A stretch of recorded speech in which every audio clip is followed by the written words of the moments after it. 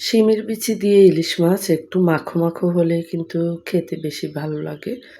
আসসালামু আলাইকুম, সায়রা রান্না অ্যান্ড বিনোদন কুকিং চ্যানেল থেকে সবাইকে শুভেচ্ছা জানাচ্ছি। আশা করছি সবাই ভালো আছেন, সুস্থ আছেন।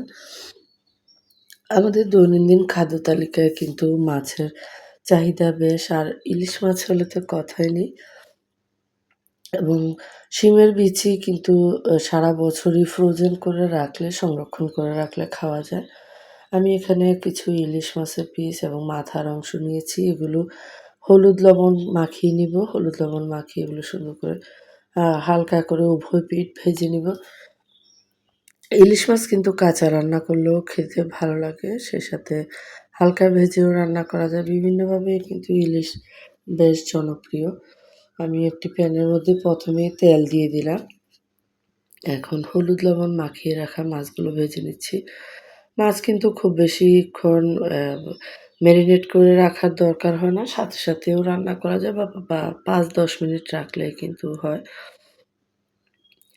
একে, একে সবগুলো মাছের পিস আমি তেলের মধ্যে দিয়ে দিলাম। উভয় পিঠ মোটামুটি ৩ মিনিট করে ভেজে নিব। তাহলে হালকা ভাজা হবে। খুব বেশি ডিপ ফ্রাই করলে কিন্তু এই রান্নাটা ভালো লাগে না। আপনারা কারা, কারা ইলিশ মাছ শিমের বিচি দিয়ে খেতে পছন্দ করেন? অবশ্যই কমেন্ট বক্সে জানাবেন। আর ইলিশ মাছের কে কোন রান্নাটা বেশি পছন্দ করেন সেটাও জানাতে ভুলবেন না। একে, একে সবগুলো মাছ উভয় পিঠ ভেজে নিয়ে এই তেলের মধ্যেই কিন্তু অন্যান্য রান্নাগুলো আমি করে নিব। আমার YouTube চ্যানেলে কিন্তু অনেক ধরনের ইলিশ মাছের রেসিপি আছে। যারা নতুন রাঁধুনি তারা ফলো করতে পারেন।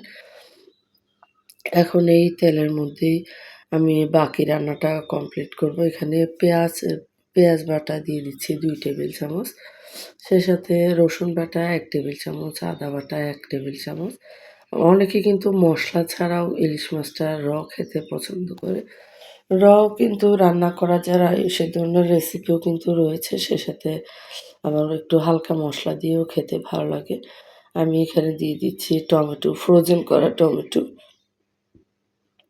আ আ আ আমাদের এই কর্মব্যস্ত জীবনে কিন্তু কাজ একটু সহজ করতে চাইলে ফ্রোজেন করে আদা, রসুন, পেঁয়াজ সে সাথে টমেটো পিউরি করে রাখলে সারা বছরই খাওয়া যায়।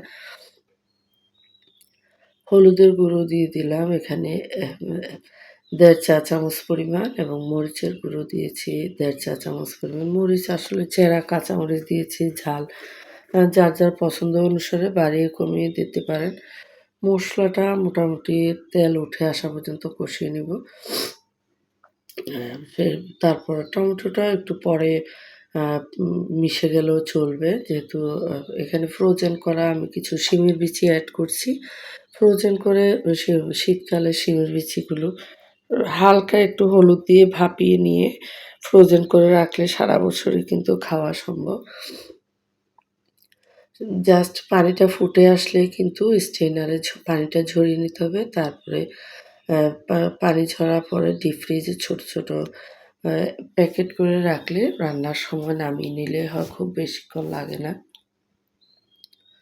এখন ভালো করে মসলার সাথে কিছুক্ষণ কষিয়ে নিব।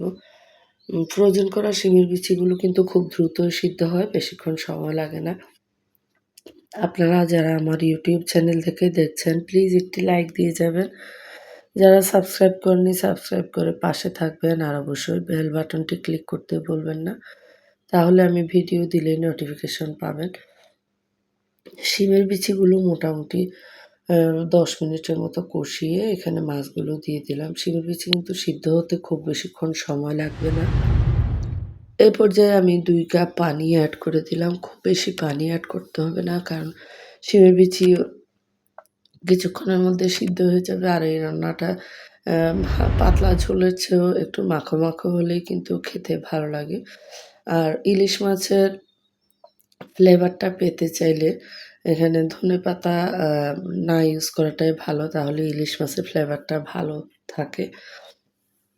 রান্না কিন্তু শেষ, দেখতেই পাচ্ছেন। ফাইনাল লুকটা কতটা আকর্ষণীয় হয়েছে। আশা করি আপনাদের ভালো লেগেছে। যারা ফেসবুক পেজ থেকে দেখছেন তারাও শেয়ার করতে ভুলবেন না রান্নাটা।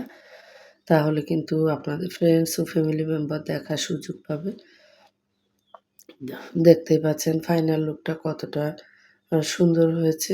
গরম ভাতের সাথে কিন্তু খেতে খুব ভালো লাগবে। ধন্যবাদ।